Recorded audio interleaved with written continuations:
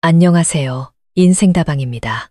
오늘 들려드릴 이야기는 강원도 춘천을 발칵 뒤집었던 한 가정의 충격적인 비극입니다. 아이를 낳지 못하는 아내, 그리고 대를 잇기 위해 사위와 장모가 돌이킬 수 없는 선을 넘어버린 기막힌 사건. 겉으로는 누구보다 단란해 보였던 이 가족이 어떻게 파멸에 이르게 되었는지, 그 비극의 전말을 지금부터 시작하겠습니다. 춘천의 어느 조용한 아침, 아담한 골목 안쪽에 자리한 잘 가꿔진 2층 단독주택의 창문으로 부드러운 햇살이 스며들고 있었습니다. 그리 대단한 부잣집은 아니었지만 정갈하게 칠해진 검은 철제 대문부터 양옆으로 곧게 뻗은 조경수, 2층 발코니를 화사하게 장식한 꽃들까지 지나가는 사람들의 시선을 끌 만큼 정겹고 아름다운 집이었습니다. 이 집에는 최 여사, 최수진 씨가 20년 넘게 살고 있었습니다. 남편과 사별하고 홀로 딸을 키워낸 그녀는 동네에서 현숙하고 품위 있기로 소문난 사람이었죠. 차분한 말씨, 외출할 때면 늘 단정하게 차려입는 모습까지. 그 고상한 분위기 덕분에 최 여사는 이웃들에게 존경받는 여성이었습니다. 그녀의 딸 서연은 올해 25, 결혼한 지 2년이 조금 넘었습니다. 엄마를 쏙 빼닮아 곱고 상냥한 성품을 지녔죠. 남편 민주는 28살의 엔지니어, 키도 크고 성실한 청년으로 서울이 고향이지만 춘천으로 발령받아 일하다 서연을 만나 사랑에 빠졌습니다. 두 사람은 소박하지만 따뜻한 결혼식을 올리고 빠르게 가정을 꾸렸습니다. 결혼 후 민주는 자연스럽게 처가에 들어와 살게 되었습니다. 장모와 사위, 그리고 아내, 한 지붕 아래 세 식구. 처음엔 어색할 거라 생각했지만 신기하게도 세 사람은 무척 화목했습니다. 하지만 그 평온한 분위기 속에는 오직 가족만이 느낄 수 있는 미묘한 균열이 있었습니다. 한밤중에 들려오는 깊은 한숨, 식사가 끝난 뒤에 어색한 침묵, 그리고 무엇보다 민준의 눈빛. 그의 시선은 서연이 몰래 서랍 깊숙이 숨겨둔 초음파 사진을 스칠 때마다 흔들렸습니다. 결혼 2년이 지나도록 아이 소식이 없자 서연은 홀로 병원을 다녀왔던 겁니다. 민주는 굳이 캐묻지 않았지만 아내의 피하는 눈빛에서 무언가 잘못되었음을 직감하고 있었죠. 어느 날 밤, 고요한 부엌에서 최 여사가 나무를 다듬고 있을 때 서연이 다가와 조심스럽게 물었습니다. 엄마, 만약에 내가 아기를 못 낳으면 엄마는 나 원망할 거야. 최 여사는 순간 굳은 채 딸을 돌아보았습니다. 산전수전 다 겪은 그녀의 눈빛이 파르르 떨렸습니다. 갑자기 왜 그런 질문을 하니? 병원은 다녀온 게냐? 서연은 고개를 숙인 채 떨리는 목소리로 답했습니다. 의사 선생님이 가능성이 거의 없대요. 불임이나 마찬가지라고. 길고 무거운 침묵이 흘렀습니다. 싱크대에서 흐르는 물소리만이 야속하게 들려왔죠. 최 여사는 아무 말 없이 딸의 머리를 부드럽게 쓰다듬었습니다. 심장이 쿵 하고 내려앉는 것 같았습니다. 바로 그 시각, 2층 방에서는 민준이 홀로 앉아 아버지에게서 온 문자 메시지를 다시 읽고 있었습니다. 애 못 낳으면 헤어져라. 우리 집안의 대를 이을 놈은 너 하나뿐이다. 네가 아들 못 낳으면 끝이야. 남의 집대 끊긴 씨, 내가 걷어 키울 생각 추호도 없다. 민주는 스마트폰을 쥔 손에 힘을 주었습니다. 어금니를 꽉 깨물자 관자놀이의 땀이 배어나왔습니다. 평온해 보이기만 하던 이 집에서 비극은 요란한 다툼이 아닌 이처럼 숨막히는 침묵과 잔인한 기대를 양분 삼아 조용히 싹트고 있었습니다. 그날 밤, 집안은 유난히 고요했습니다. 서연은 거실 소파 구석에 몸을 웅크리고 앉아 있었고 창백한 얼굴 위로 노란 조명이 쏟아졌습니다. 최 여사는 부엌에서 차를 끓이며 멍하니 창밖을 바라봤습니다. 딸과의 짧은 대화가 가슴에 무겁게 내려앉아 있었죠. 밤 9시가 다 되어 민준이 돌아왔습니다. 잔뜩 술에 취한 채였죠. 문이 열리는 소리에 서연이 움찔했습니다. 민주는 가방을 소파에 던지며 중얼거렸습니다. 왜 그러고 앉아 있어? 동상이야. 서연은 대답 없이 손에 쥔 수건만 꽉 쥐었습니다. 이 이야기를 꺼내야 한다고 오랫동안 망설여왔습니다. 오늘 어머니의 격려에 용기를 냈죠. 오빠, 나 할 얘기 있어. 민주는 아내의 맞은편에 앉아 물컵을 들었습니다. 그의 목소리는 낮게 가라앉아 있었습니다. 무슨 얘기? 나 피곤해. 서연은 남편의 눈을 똑바로 보며 목이 메인 채 말했습니다. 나 아기 못 가진대. 민준의 손이 허공에서 멈췄습니다. 그는 믿기지 않는다는 듯 헛웃음을 쳤습니다. 뭐라고? 다시 말해봐. 나 검사 받았어. 자궁이 약하고 난소 기능도 정상이 아니래. 임신 가능성이 거의 없다고. 방 안은 시계 초침 소리가 들릴 만큼 정막에 휩싸였습니다. 부엌에 있던 최 여사는 숨을 죽인 채 귀를 기울였습니다. 민주는 한동안 두 손에 얼굴을 묻고 말이 없었습니다. 그러다 긴 한숨을 내쉬며 벌떡 일어나 소리쳤습니다. 그걸 나한테 숨겼어? 언제부터? 왜 진작 말 안 했어? 서연의 눈에서 눈물이 터져 나왔습니다. 어떻게 말해? 무서웠단 말이야. 무서워? 뭐가? 내가 당신 버릴까봐. 민주는 냉소적으로 웃었습니다. 내가 이 집 들어와서 대릴 사위 노릇하는 게 마냥 행복한 줄 알아. 3년이야. 겉으로는 다들 칭찬하지만 뒤에선 뭐라고 수군대는지 알아? 우리 아버지는 전화할 때마다 욕을 해. 사람 볼 줄도 모른다고. 저런 애를 며느리로 들여서 뭐 하냐고. 서연도 울며 소리쳤습니다. 나랑 결혼한 게 실수였다면 그냥 떠나. 민주는 대답 대신 고개를 돌리며 으르렁거렸습니다. 실수라고 한 적 없어. 하지만 이렇게 사는 거 나도 지긋지긋해. 서연은 2층으로 뛰어 올라가 방문을 세게 닫아버렸습니다. 심장이 산산조각 나는 것 같았습니다. 이건 단순히 자궁이나 난소의 문제가 아니었습니다. 부부 사이의 믿음이 하루하루 좀먹어 들어가고 있었던 겁니다. 최 여사는 부엌 구석에 선 채 이 모든 상황을 무력하게 지켜보고 있었습니다. 늙고 지친 눈에서 뜨거운 눈물 한 방울이 손등 위로 떨어졌습니다. 그녀는 직감했습니다.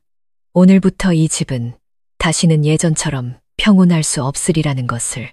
다음 날 아침, 춘천에는 부슬비가 내렸습니다. 집안 공기는 세 사람의 마음처럼 축축하고 무거웠죠. 서연은 밤새 잠을 이루지 못해 퀭한 눈으로 벽만 보고 누워 있었습니다. 아래층에서는 최 여사가 생강차를 끓이고 있었지만 마음은 딴 데가 있었습니다. 어젯밤 민준이 딸에게 쏟아낸 모든 말을 들었지만 차마 끼어들 수가 없었죠. 민준은 서둘러 옷을 갈아입고 아침도 거른 채 조용히 집을 나섰습니다. 누구에게도 아무 말도 하지 않았죠. 등 뒤로 닫히는 철문 소리가 아침의 정적을 날카롭게 갈랐습니다. 그는 단골 카페 구석에 자리를 잡고 스마트폰을 켰습니다. 어젯밤 아버지가 보낸 문자가 칼날처럼 밝혀 있었습니다. 언제까지 애비 속일 거냐? 내 마누라 애 못 낳는다며? 그러면 헤어져. 간단하잖아. 난 착한 며느리 필요 없다. 대를 이을 손주가 필요해. 민주는 떨리는 손으로 아버지에게 전화를 걸었습니다. 신호음이 3번 울리기도 전에 상대가 받았습니다. 여보세요. 이제야 전화하냐. 죄송해요 아버지. 요즘 좀 바빠서. 단도직입적으로 묻는다. 서연이 개불임이냐. 의사가 가능성이 거의 없다고 했습니다. 잠시 침묵이 흘렀습니다. 이윽고 아버지가 언성을 높였습니다. 그럼 뭘 망설여. 거기서 처가살이 하면서 우리 집안 망신시킬 셈이냐. 마지막으로 말한다. 애 못 낳으면 헤어지고 고향으로 내려와. 내가 20살짜리 멀쩡한 애로 다시 장가 보내줄 테니 친척들 앞에서 내 얼굴에 똥칠하지 말란 말이다. 하지만 전 서연이를 사랑해요. 사랑? 웃기지 마라. 아내는 자식을 낳으라고 있는 거야. 평생 신혼부부처럼 살 거냐? 아니면 남한테 씨라도 빌려올 셈이야. 너 남자 맞냐? 이 자식아. 전화가 거칠게 끊겼습니다. 민주는 스마트폰을 내려놓고 두 손으로 머리를 감쌌습니다. 쓴 커피가 나왔지만 입에 댈 생각도 들지 않았습니다. 지금 그의 마음속에 가득한 쓴맛에 비하면 커피의 쓴맛은 아무것도 아니었으니까요. 민주는 점심때가 다 되어 무표정한 얼굴로 집에 돌아왔습니다. 그가 들어서자마자 최 여사가 가짠 오렌지 주스를 들고 다가왔습니다. 민서방, 이거 한 잔 마시게. 내가 방금 짰어. 거기 두세요. 제가 알아서 마실게요. 그 대답에 최 여사는 얼어붙었습니다. 거기 두세요라니. 사위가 된 후로 민주는 단 한 번도 그녀를 그렇게 부른 적이 없었습니다. 늘 다정하게 어머니라고 불렀죠. 그런데 오늘 그는 마치 타인처럼 차갑고 서먹한 호칭을 사용했습니다. 최 여사는 조용히 돌아서며 마음속에서 무언가 단단히 금이 가는 소리를 들었습니다. 그날 오후 하늘은 사람들의 마음처럼 잔뜩 흐려 있었습니다. 서연은 아침부터 방문을 걸어 잠근 채 나오지 않았습니다. 최 여사가 문을 두드리며 얘야, 뭐라도 좀 먹어야지. 계속 굶으면 몸 상한다고 말해도 안에서는 아무런 대답도 들려오지 않았습니다. 민주는 책상에 앉아 무의식적으로 마우스를 움직였지만 머릿속은 복잡하게 엉켜 있었습니다. 아버지에 대한 분노, 서연에 대한 미안함, 그리고 이 집에서 느끼는 숨막히는 갑갑함. 모든 것이 그를 옥죄어왔습니다. 저녁이 다 되도록 서연이 나오지 않자 최 여사는 홀로 부엌에서 저녁 준비를 했습니다.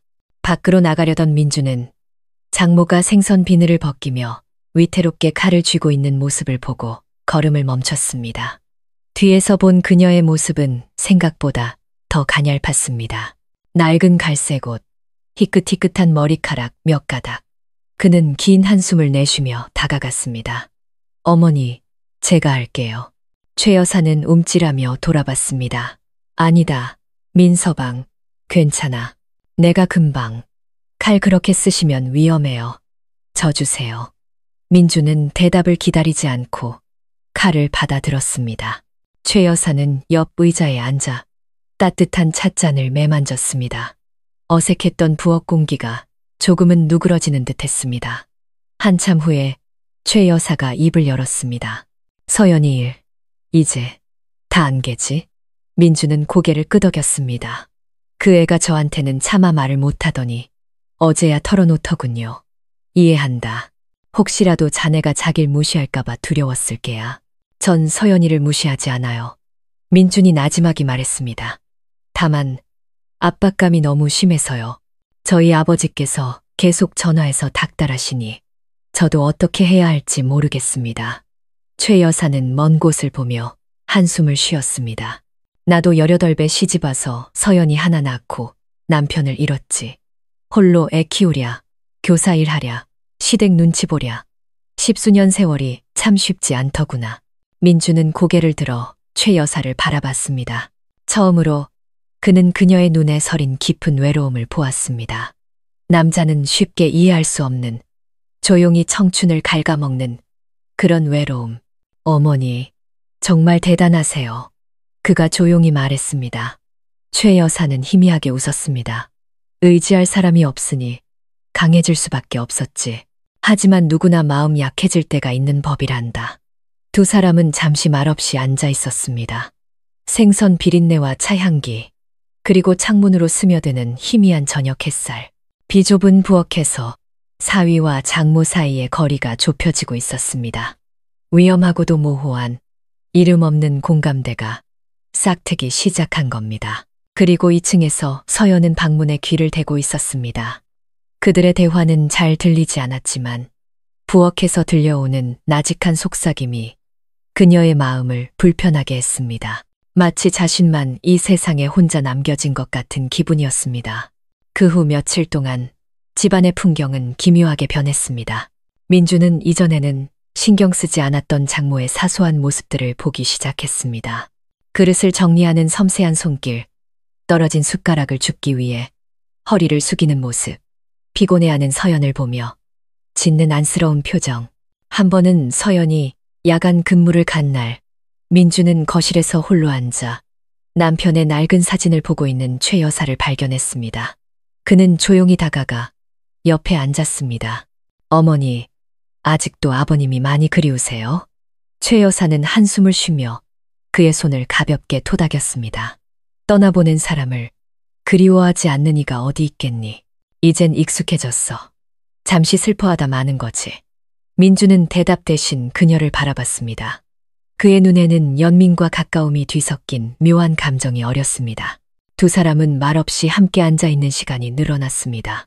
어느 주말 오후 비가 막 그친 뒤였습니다.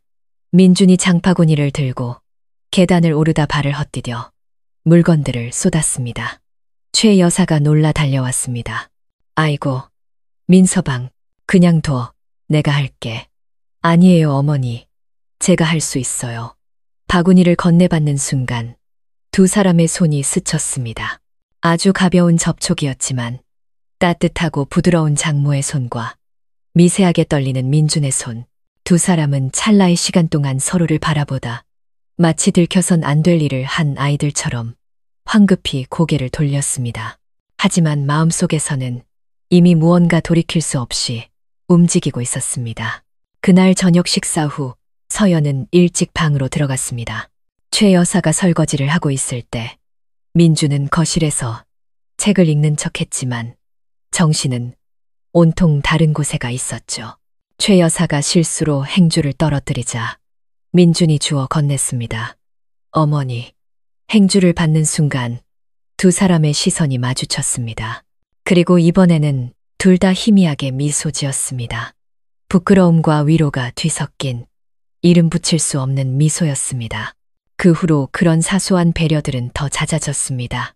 민주는 장모를 위해 국을 한 그릇 더 뜨거나 그녀가 피곤해 보이면 대신 마루를 닦았습니다. 최 여사는 민준이 퇴근할 때까지 기다렸다가 그가 점심때 먹을 간식을 챙겨주곤 했죠. 가족 간의 평범한 관심은 어느새 미묘한 감정의 옷을 덧입고 있었습니다. 어느 바람이 세게 불던 밤, 서연은 일 때문에 늦게까지 깨어 있다가 물을 마시러 아래층으로 내려갔습니다. 거실에 희미한 불빛이 새어나오고 아주 작은 속삭임이 들려왔죠. 살짝 닫힌 문틈으로 귀를 기울였습니다. 어둠 속에서 최 여사와 민준이 가까이 붙어 앉아 있었습니다. 나는 잘못된 일을 하고 싶지 않아. 최 여사의 목소리는 두려움에 젖어 있었습니다. 저도 알아요. 저도. 민준이 힘겹게 말을 이었습니다. 하지만 저 너무 지쳐요. 어머니. 집안에 아이 울음소리 하나 없는 게. 서연은 뒷걸음질 쳤습니다. 심장이 누군가에게 꽉 붙들린 것처럼 아파왔습니다. 아이를 원한다는 말이 아니었습니다. 두 사람이 서로에게 기대어 있는 그 모습 자체가 낯설고 두려웠습니다. 그녀는 서둘러 2층으로 올라갔습니다. 다음 날부터 서연은 어머니와 말을 섞지도 함께 식사를 하지도 않았습니다. 최 여사는 딸의 눈치를 살피며 무언가 말을 꺼내려다 이내 입을 다물었습니다. 아주 작은 균열이 모든 것을 무너뜨릴 수 있다는 것을 알고 있었기 때문입니다. 그날 저녁 또다시 비가 내렸습니다. 서연은 야근을 핑계로 늦게 들어오겠다며 집을 나섰습니다. 집에는 민준과 최 여사 단둘만 남았습니다. 저녁 식사는 단출했습니다. 둘은 말없이 밥을 먹었습니다. 식사를 마치고 민준이 설거지를 하고 최 여사가 식탁을 닦았습니다. 익숙한 침묵 속에서 오히려 이상한 친밀감이 흘렀습니다. 밤 9시쯤 갑자기 정전이 되었습니다. 최 여사는 서랍에서 양초 2개를 꺼내 불을 붙였습니다. 촛불이 흔들리자 집안은 따뜻하면서도 어딘가 몽환적인 분위기로 변했습니다. 어머니, 좀 앉아서 쉬세요. 제가 차 끓여 드릴게요. 민준이 말했습니다. 두 사람은 거실에 마주 앉았습니다. 촛불이 타들어가는 소리와 빗소리만이 고요함을 채웠습니다. 찻김이 피어오르며 최 여사의 머리에서 은은한 샴푸 향이 풍겼습니다. 민주는 그녀를 바라보았습니다. 처음으로 그녀가 존경하는 장모님이 아닌 한 명의 여자로 보였습니다. 외롭고 강인하지만 동시에 한없이 약한 여자. 최 여사 또한 민준의 그 뜨거운 시선을 느꼈습니다. 사위의 시선. 당황스러우면서도 심장이 떨려왔습니다. 그녀는 시선을 피하며 자리에서 일어났습니다. 나는 먼저 방에 들어갈게. 하지만 몇 걸음 떼지 못하고 몸이 휘청했습니다. 오랫동안 서 있었던 탓에 다리에 쥐가 난 것입니다. 민준이 황급히 그녀를 부축했습니다. 두 사람의 몸이 완전히 밀착되었습니다. 그의 가슴이 그녀의 등에 닿았고 그의 팔이 그녀의 허리를 감쌌습니다. 두 사람 모두의 숨결이 가빠졌습니다. 희미한 촛불 아래 그 순간은 영원처럼 길게 느껴졌습니다. 어머니, 괜찮으세요? 민준이 그녀의 귓가에 속삭였습니다. 괜찮아. 그냥 다리가 저려서. 최 여사는 그의 손을 뿌리치지 않았습니다. 민준도 그녀를 놓아주지 않았습니다. 두 사람은 그렇게 서 있었습니다. 1초, 2초, 3초. 그리고 결코 일어나서는 안 될 일이 일어나고 말았습니다. 그날 밤 이후 두 사람은 서로의 눈을 피했습니다. 하지만 이미 한계선이 무너졌다는 것을 두 사람 모두 알고 있었습니다. 정전이 되었던 그 밤이 지나고 초겨울의 차가운 햇살이 마룻바닥을 비췄습니다. 민주는 밤새 잠을 설친 듯 퀭한 눈으로 일어났습니다. 어젯밤 두 사람이 함께 앉아있던 소파는 텅 비어 있었습니다. 그는 옥상으로 올라가 난간에 기댔습니다. 춘천 시내가 안개에 잠겨 있었습니다. 아래층 부엌에서는 최 여사가 차를 끓이다 찻주전자 뚜껑을 떨어뜨렸습니다. 쨍그랑하는 소리에 그녀가 소스라치게 놀랐습니다. 어머니, 괜찮으세요? 계단에서 민준의 목소리가 들려왔습니다. 그녀는 황급히 깨진 조각을 주우며 고개를 돌렸습니다. 괜찮아. 실수로 떨어뜨렸어. 민준은 부엌 입구에 멈춰 섰습니다. 두 사람은 찰나의 순간 시선을 마주쳤다가 이내 낯선 사람처럼 외면했습니다. 그날 하루 집은 기이할 정도로 고요했습니다. 서연은 여전히 야근으로 늦었고 최 여사와 민준은 서로 마주치는 것을 극도로 피했습니다. 저녁에 돌아온 서연은 이상한 분위기를 감지했습니다. 집이 왜 이렇게 조용해? 엄마 어디 아파? 아니, 그냥 좀 피곤해서. 최 여사는 딸의 눈을 피하며 대답했습니다. 서연은 민준을 보았습니다. 오빠는 오늘 회사 사람들이랑 축구 안 해. 그럴 기분 아니야. 그녀는 남편 옆에 앉아 자연스럽게 어깨에 머리를 기댔습니다. 그 모습을 지켜보던 최 여사의 손이 파르르 떨렸습니다. 죄책감과 두려움, 고통이 한꺼번에 밀려왔습니다. 사랑하는 딸의 믿음 가득한 얼굴을 보자 차라리 소리치고 싶은 심정이었습니다. 하지만 목구멍이 꽉 막힌 듯 아무 말도 할 수 없었죠. 민준 역시 굳은 채 아무런 반응도 하지 못했습니다. 아내의 가벼운 머리가 지금은 천근만근해 돌덩이처럼 무겁게 느껴졌습니다. 자신이 이토록 비겁하고 추악한 인간이었다는 사실에 절망했습니다. 그날 밤 서연이 잠든 후 최 여사는 거실에 홀로 앉아 있었습니다. 잠 못 이루던 민준이 방에서 나왔다가 그녀를 발견하고 다가왔습니다. 어머니, 어젯밤 일은 정말 죄송합니다. 최 여사는 돌아보지 않고 나지막이 말했습니다. 우리 둘 다 잘못했다. 민서방, 둘 다 마음이 약했어. 하지만 여기서 멈춰야 해. 지금 당장 우리에게 조금이라도 양심이 남아있다면 잊어야 한다. 하지만 없던 일로 할 수는 해야만 해. 반드시. 민주는 더 이상 아무 말도 하지 못했습니다. 그는 자신이 지금 발을 들인 곳이 깊은 수렁이라는 것을 알았지만 그 수렁이 생각보다 훨씬 더 깊다는 것은 미처 깨닫지 못하고 있었습니다. 며칠 후 서연은 집안 분위기가 여전히 이상하다고 느꼈습니다. 남편은 말이 줄었고 어머니는 웃음을 잃었습니다. 식사 시간에 대화도 끊겼죠. 특히 그녀가 아이 이야기를 꺼낼 때면 두 사람 모두 그녀의 눈을 똑바로 쳐다보지 못했습니다. 젊은 아내의 직감이 무언가 끔찍한 일이 벌어지고 있음을 경고하고 있었습니다. 어느 날 저녁, 서연은 남편에게 조심스럽게 물었습니다. 오빠, 요즘 나한테 뭐 숨기는 거 없어? 민주는 움찔하며 시선을 피했습니다. 숨기긴 뭘. 그냥 일이 좀 피곤해서 그래. 일 때문만은 아닌 것 같아. 오빠도 그렇고 엄마도 그렇고 두 사람 뭔가 이상해. 민주는 황급히 고개를 돌렸습니다. 쓸데없는 생각. 마. 어머니는 아무렇지도 않으셔. 서연은 더 묻지 않았습니다. 하지만 마음속에서는 의심의 벌레가 꿈틀대기 시작했습니다. 부엌에서 그들의 대화를 엿듣던 최 여사의 손이 떨렸습니다.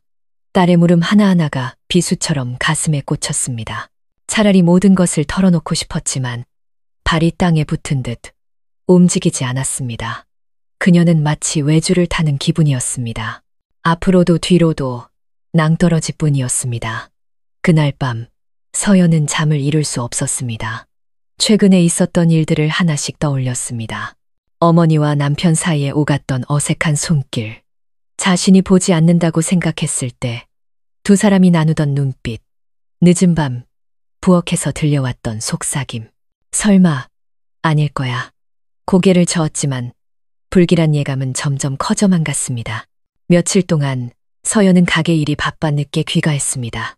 늘 그렇듯 어머니와 남편은 저녁을 먹고 그녀의 몫만 남겨두었죠. 그러던 어느 날 서연은 평소보다 일찍 퇴근했습니다. 문을 열자 갓 끓인 닭죽 냄새가 풍겨왔습니다. 식탁에는 최 여사가 앉아 있었는데 무의식적으로 손을 배 위에 올려놓고 있었습니다. 민주는 그릇을 정리하고 있었죠. 서연을 본 두 사람은 순간 얼어붙었습니다. 다녀왔니? 최 여사가 어색하게 웃으며 말했습니다. 너희 먹으라고 닭죽 좀 끓였다. 서연은 어머니와 남편을 번갈아 보았습니다. 그녀는 곧장 물었습니다. 엄마, 요즘 계속 속 안 좋아?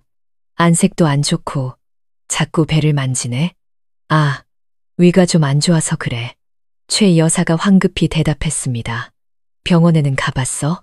괜찮아. 이 정도는 내가 알아서. 걱정 마. 그냥 좀 피곤하신 거야. 민준이 말을 잘랐습니다. 서연은 남편을 쏘아보았습니다. 의심은 확신으로 변해가고 있었습니다. 그날 밤 서연은 방에서 스마트폰으로 임신 초기 증상을 검색했습니다. 피로감, 메스꺼움, 현기증, 어머니에게서 나타난 증상들과 모두 일치했습니다. 그녀는 스마트폰을 덮었습니다. 심장이 미친 듯이 뛰었습니다. 말도 안 되는 생각이 머리를 스쳤지만 애써 지워버렸습니다. 아니야. 엄마는 벌써 쉰을 바라보는 나이인데 누구랑? After. 다음 날 서연은 아침 일찍 가게에 일이 있다고 거짓말을 하고 집을 나섰습니다. 사실은 어머니의 뒤를 밟기 위해서였죠. 최 여사는 근처 산부인과로 들어갔습니다. 멀리서 지켜보던 서연은 심장이 철렁 내려앉았습니다. 1시간쯤 지났을까?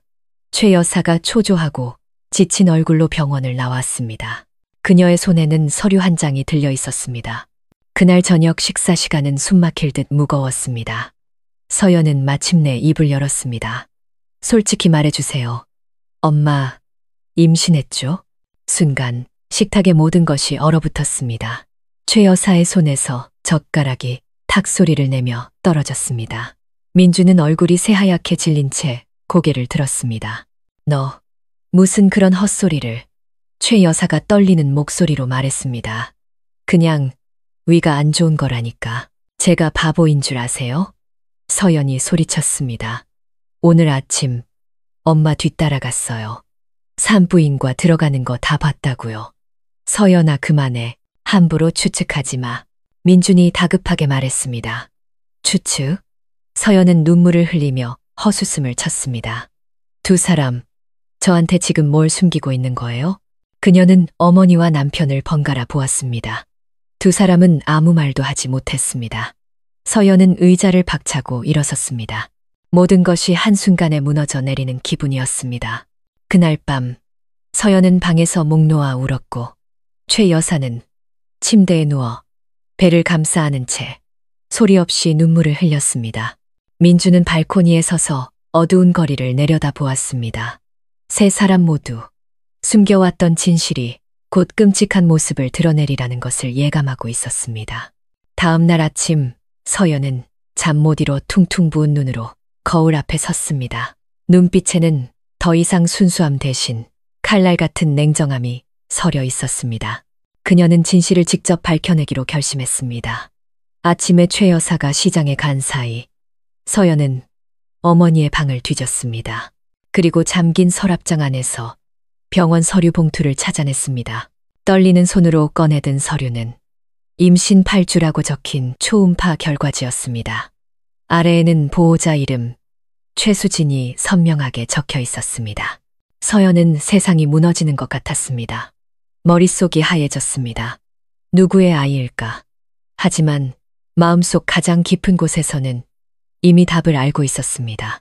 그동안 어머니 곁에 있었던 남자는 자신의 남편 김민준 뿐이었으니까요. 오후에 최 여사가 돌아왔을 때 서연은 거실에 앉아 그 서류를 손에 들고 있었습니다. 서연의 창백한 얼굴을 본 최 여사의 얼굴이 굳었습니다. 서연아, 언제까지 저를 속일 생각이었어요? 서연이 싸늘하게 물었습니다. 이게 뭐예요? 마침 민준이 퇴근해서 들어오다 그 광경을 보고는 얼어붙었습니다. 그의 시선은 서류와 최 여사를 오갔습니다. 말해봐요. 서연이 민준을 향해 소리쳤습니다. 누구 아이야? 이 뱃속의 아이. 누구 아이냐고. 민준은 입을 번긋했지만 아무 소리도 내지 못했습니다. 최 여사는 배를 감싸 안은 채 눈물만 흘렸습니다. 엄마, 제발. 왜? 서연이 절규했습니다. 왜 저한테 이런 짓을 하셨어요? 왜 두 사람이 고요했던 집은 울음소리와 절규로 가득 찼습니다. 이웃들이 웅성거리기 시작했습니다. 무슨 일이야? 서연이 우는 소리 아니야. 민준이 다가가 서연의 팔을 잡으려 했습니다. 내 말 좀 들어봐. 내 몸에 손대지 마. 서연은 그를 뿌리치며 서류를 남편 얼굴 앞에 내밀었습니다. 난 두 사람을 믿었어. 그런데 이게 내가 받은 보답이야. 최 여사는 소파에 주저앉아 얼굴을 감쌌습니다. 민주는 망연자실한 채 서 있었습니다. 진실은 그 어떤 칼보다도 더 잔인하고 아프게 그들의 심장을 꿰뚫었습니다. 다음 날 아침, 서연은 눈이 퉁퉁 부은 채로 거실로 내려왔습니다. 최 여사와 민주는 밤새 한숨도 자지 못한 얼굴로 앉아 있었습니다. 서연은 말없이 초음파 사진을 테이블 위에 내려놓았습니다. 설명해봐요. 두 사람은 침묵했습니다. 지금 당장 설명하라고요. 서연이 소리쳤습니다. 민준이 고개를 숙인 채 겨우 입을 열었습니다. 미안하다. 그럼 사실이었군요. 서연은 눈물을 흘리며 웃었습니다. 두 사람이 날 배신한 게 정말이었어. 최 여사가 떨리는 몸으로 일어섰습니다. 서연아, 엄마가 잘못했다. 정말이야. 이럴 생각은 아니었는데 마치 사고처럼. 사고? 서연이 절규했습니다.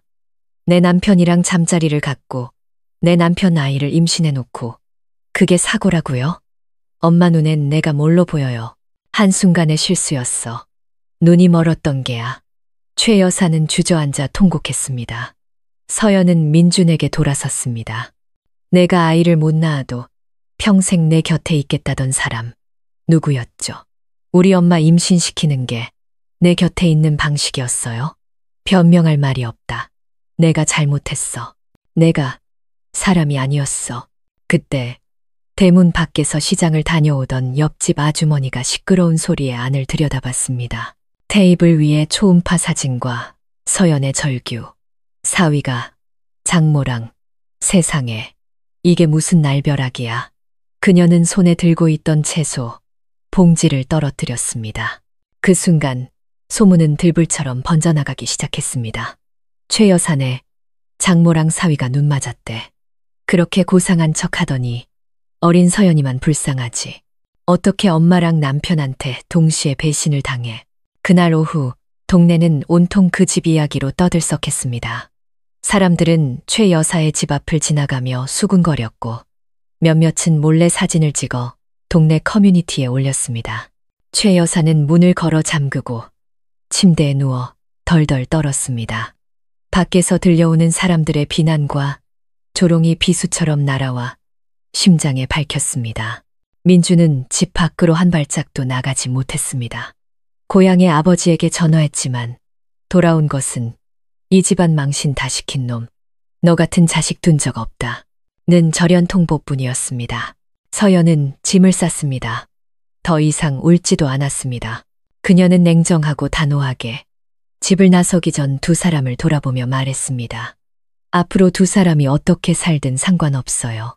하지만 오늘부터 나는 이 집의 딸도 아내도 아니에요. 문이 닫히고 그녀의 등 뒤로는 누구도 따라 나오지 않았습니다. 텅 빈 복도에는 바람 소리와 배를 감싸 안은 채 벽에 머리를 기대고 무너져 내리는 한 여자의 절망만이 남아 있었습니다. 서연은 절친한 친구인 지은의 집으로 갔습니다. 지은은 친구의 헬쑥한 모습을 보자마자 달려와 껴안았습니다. 세상에, 서연아. 이게 무슨 일이야? 서연은 아무 말 없이 친구의 품에 안겨 아이처럼 울었습니다. 며칠간 억눌렀던 모든 슬픔과 배신감, 수치심이 한꺼번에 터져 나왔습니다. 한편 최 여사의 집은 조용하고 품이 있던 과거와 달리 동네 사람들의 손가락질을 받는 곳이 되었습니다.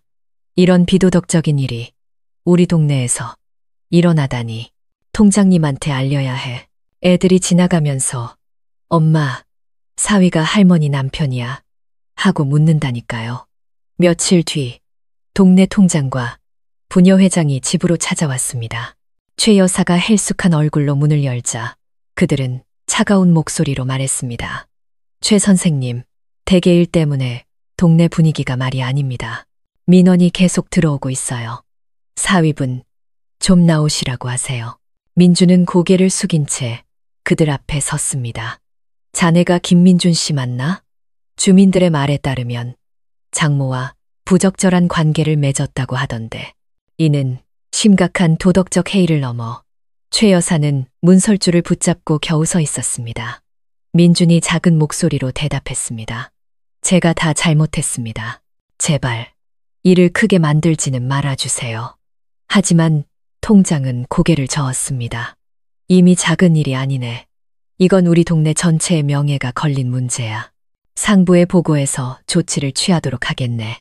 그날 오후 장모와 사위의 불륜 사건은 지역신문과 인터넷 커뮤니티를 통해 삽시간에 퍼져나갔습니다. 그날 밤 최 여사는 극심한 복통과 함께 하혈을 시작했습니다. 민주는 겁에 질려 그녀를 병원 응급실로 옮겼습니다. 의사는 정신적 스트레스로 인한 유산기라며 입원 치료를 권했습니다. 병실에 누운 최 여사는 넋나간 사람처럼 창밖만 바라봤습니다. 민준이 곁에 앉아 그녀의 손을 잡았지만 마음은 텅 비어 있었습니다. 죄송해요. 전부 제 잘못이에요. 최 여사는 대답 없이 눈물 한 방울을 흘렸습니다. 이제 난 더 이상 살아갈 면목이 없어. 일주일 뒤 서연은 여전히 돌아오지 않았습니다. 그녀는 SNS 계정을 닫고 전화번호를 바꿨습니다. 친구 지은이 아무리 설득해도 소용없었습니다. 난 엄마를 미워하진 않아. 하지만 용서할 수는 없어. 병원에서 최 여사의 상태는 점점 나빠졌습니다. 머리카락이 심하게 빠지고 핏기 없는 얼굴로 누워만 있었습니다. 뱃속의 아이는 아직 살아있었지만 의사는 마음의 안정을 찾지 못하면 위험하다고 경고했습니다. 민주는 헌신적으로 그녀를 돌봤지만 최 여사의 눈에는 더 이상 그에 대한 어떤 감정도 남아있지 않았습니다. 오직 후회와 고통, 그리고 자기 자신에 대한 혐오뿐이었죠. 그러던 어느 날 민주는 회사로부터 전화 한 통을 받았습니다. 김민준 씨, 이사회 결정에 따라 오늘부로 대기 발령 조치합니다. 이유가 뭡니까?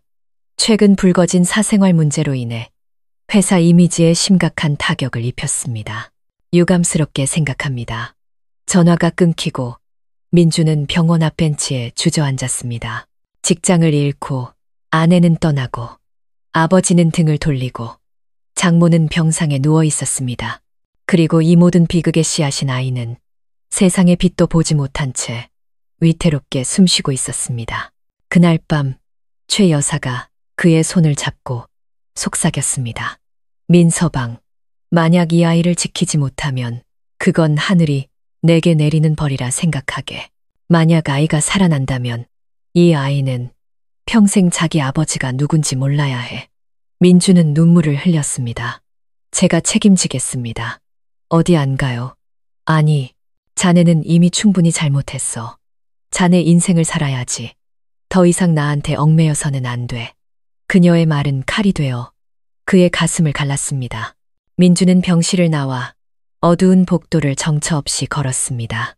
그리고는 텅 빈 복도 구석에 주저앉아 소리 없이 울었습니다. 더 이상 슬퍼서가 아니라 한 인간이 감당할 수 있는 고통의 한계에 다다랐기 때문이었습니다. 다음 날 병실 문이 열리고 서연이 들어왔습니다. 그녀는 병상에 누워 뼈만 앙상하게 남은 어머니를 차갑게 내려다보았습니다. 여긴 왜? 최 여사가 떨리는 목소리로 묻자 서연이 말을 잘랐습니다. 엄마라고 부르지 마세요. 당신이 날 배신한 그날부터 당신은 더 이상 내 엄마가 아니었으니까. 민준이 나서려 하자 서연이 그를 쏘아보았습니다. 당신도 이별지 마. 남편 노릇도 제대로 못하고 장모를 넘본 당신이 인간이긴 해. 서연은 테이블 위에 서류 봉투를 올려놓았습니다. 이혼 서류예요. 내 도장은 찍었으니 당신만 찍으면 끝나요. 재산 분할, 위자료, 아무것도 필요 없어요. 이 지옥 같은 상황에서 벗어날 수만 있다면. 서연이 돌아서는 순간 뒤에서 비명이 들렸습니다. 산모님, 피가 응급 상황입니다. 민준이 돌아보자 침대 시트가 붉게 물들고 있었습니다. 최 여사는 정신을 잃어가며 중얼거렸습니다. 네, 내 아기. 간호사들이 달려와 침대를 밀고 달려나갔습니다. 서연은 그 자리에 못 박힌 듯 서 있었습니다. 핏자국이 복도를 따라 길게 이어졌습니다. 아무리 미워도 분노해도 어머니가 위급한 상황에 처하자 심장이 쿵 내려앉았습니다. 얼마 후 의사가 침통한 표정으로 나왔습니다. 유감스럽지만 아이를 지키지 못했습니다. 민주는 그 자리에 주저앉아 오열했고 서연은 돌처럼 굳은 채 서 있었습니다. 머릿속에서는 아이는 죄가 없다는 말이 계속 맴돌았습니다. 아이를 잃은 후 최 여사는 말을 잃었습니다. 의사는 유산 후유증과 정신적 충격으로 인한 우울증이라고 진단했습니다. 그녀는 먹지도 마시지도 않고 텅 빈 눈으로 허공만 응시했습니다. 민준이 곁에서 아무리 애원해도 그녀는 미동도 하지 않았습니다. 사회의 비난은 계속됐습니다. 민준은 새 직장을 구하려 했지만 그의 과거를 아는 곳은 어디도 그를 받아주지 않았습니다. 병원비는 쌓여갔고 그는 결혼 예물까지 팔아야 했습니다. 서연은 병원에 다시 가지 않았지만 매일 밤잠을 설쳤습니다. 내 아기를 살려달라고 울부짖던 어머니의 모습이 눈앞에 어른거렸습니다. 친구 지은이 조심스럽게 말했습니다. 그래도 한번 가보는 게 어때? 저러다 정말 큰일 나겠어. 서연은 고개를 저었습니다. 아직 용서할 수 없어. 하지만 그날 밤 그녀는 꿈을 꾸었습니다. 하얀 눈밭을 헤매는데 멀리서 아기 울음소리가 들렸습니다. 소리를 따라 달려갔지만 그곳에는 태어나지 못해 미안해라고 적힌 작은 팻말만 꽂혀 있었습니다. 다음 날 아침 서연은 말없이 병원으로 향했습니다. 최 여사는 여전히 인형처럼 누워 있었습니다. 서연은 어머니의 침대 옆에 앉아 한참 만에 입을 열었습니다. 언제까지 이렇게 누워만 있을 거예요? 죽음으로 도망치려는 거예요? 잘못한 거 알아요. 하지만 죽는다고 해결될 문제가 아니에요. 살아서 죗값을 치러요. 서연은 떨리는 손으로 처음으로 어머니의 손을 잡았습니다. 아직 용서는 못해요. 하지만 내가 아직 당신 딸이라면 일어나서 살아요. 최 여사의 말은 눈에서 눈물 한 방울이 흘러내렸습니다. 그녀는 아주 오랜만에 딸을 향해 고개를 돌렸습니다. 그리고 겨우 입을 열었습니다. 미안하다. 서연도 울음을 터뜨렸습니다. 민주는 멀리서 그 모습을 지켜보며 조용히 눈물을 삼켰습니다. 그 순간 그들은 더 이상 가해자와 피해자가 아니었습니다. 그저 고통의 밑바닥에서 마지막 남은 혈육의 정에 기대어 겨우 일어서려는 나약한 인간일 뿐이었습니다. 일주일 뒤 최 여사의 건강은 눈에 띄게 좋아졌습니다. 서연은 매일 병원을 찾아 어머니를 돌봤습니다. 민주는 여전히 병원에 왔지만 두 사람에게 가까이 다가가지 않고 멀리서 지켜보기만 했습니다. 어느 날 서연이 병실에 들어섰을 때 민준의 자리는 비어 있었습니다. 대신 침대 머리맡에 편지 한 통이 놓여 있었습니다. 서연과 어머니께. 서연이 떨리는 손으로 편지를 열었습니다. 죄송합니다. 제 존재가 두 사람에게 더 큰 고통만 안겨준다는 것을 깨달았습니다. 제가 지금 할 수 있는 유일한 일은 떠나는 것뿐입니다. 앞으로 어디서 어떻게 살게 될지 모르겠지만 이 죄를 평생 잊지 않겠습니다. 서연, 당신은 부디 좋은 사람 만나 행복하길 바랍니다. 그리고 어머니, 제발 살아주세요. 안녕히 계십시오. 민준올림. 서연은 편지를 접어 내려놓았습니다. 그녀는 울지 않았습니다. 그 사람, 갔어요. 그녀의 말에 최 여사가 고개를 돌렸습니다. 그날 오후, 최 여사는 아주 오랜만에 죽 한 그릇을 전부 비웠습니다. 두 사람은 민준에 대해, 그리고 사라진 아이에 대해 아무 말도 하지 않았습니다. 그 침묵은 과거를 묻어두고 남은 사람들이 계속 살아갈 수 있도록 허락하는 작은 무덤과도 같았습니다. 한 달 뒤, 민준이 떠난 집은 팔렸습니다. 서연은 어머니와 함께 작은 아파트로 이사했습니다.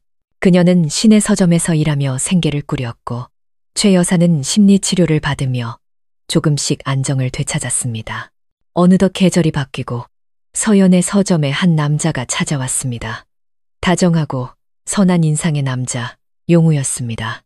그는 서연에게 책을 추천해달라고 했고, 두 사람은 자연스럽게 대화를 나누게 되었습니다. 혹시 커피 한잔 하실래요? 용우의 제안에 서연은 아주 오랜만에 희미하게 미소 지었습니다. 한편 멀리 남쪽 도시의 한 식당 주방에서 민주는 묵묵히 설거지를 하고 있었습니다. 짧게 깎은 머리, 햇볕에 그을린 얼굴. 그는 매달 월급의 일부를 서연의 계좌로 보냈습니다. 갚아나가는 중입니다. 답장은 필요 없습니다. 라는 메시지와 함께 그는 다시는 서연을 찾지 않았습니다. 사랑하지 않아서가 아니라 진정으로 사랑하는 법은 소유하는 것이 아님을 깨달았기 때문입니다. 또다시 겨울이 찾아왔습니다. 춘천에서 열린 북콘서트에 서연은 어머니의 손을 잡고 참석했습니다. 용우가 기획한 행사였죠. 무대 위 사회자가 관객에게 인생을 바꾼 이야기가 있냐고 물었을 때 용우는 서연을 보며 조용히 고개를 끄덕였습니다. 서연은 천천히 무대로 올라가 마이크를 잡았습니다. 저는 큰 상처를 겪었습니다. 사랑과 혈육에 대한 믿음을 모두 잃었었죠. 하지만 오늘 그 이야기를 하려는 건 아닙니다.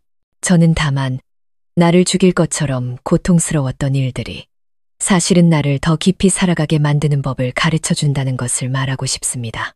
저는 용서하기로 했습니다. 그들이 용서받을 자격이 있어서가 아니라 제 자신이 평화를 누릴 자격이 있기 때문입니다. 객석에서 박수가 터져 나왔습니다. 용우는 눈시울이 붉어진 채 그녀를 바라봤고 최 여사는 딸의 손을 더욱 꽉 잡았습니다.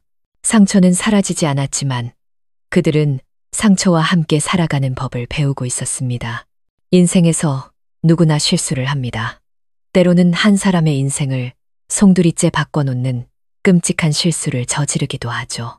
하지만 우리를 인간답게 만드는 것은 완벽함이 아니라 잘못을 인정하고 책임지며 다시 일어서려는 용기일 것입니다. 사랑이 언제나 행복을 보장하지 않고 가족이 언제나 따뜻한 안식처는 아닐지라도 용서하려는 한 사람과 바로잡으려는 한 사람이 있다면 어떤 균열이든 아물 수 있는 희망은 남아있지 않을까요? 오늘 인생다방의 이야기는 여기까지입니다. 당신의 삶에도 상처를 넘어선 평화가 깃들기를 바랍니다.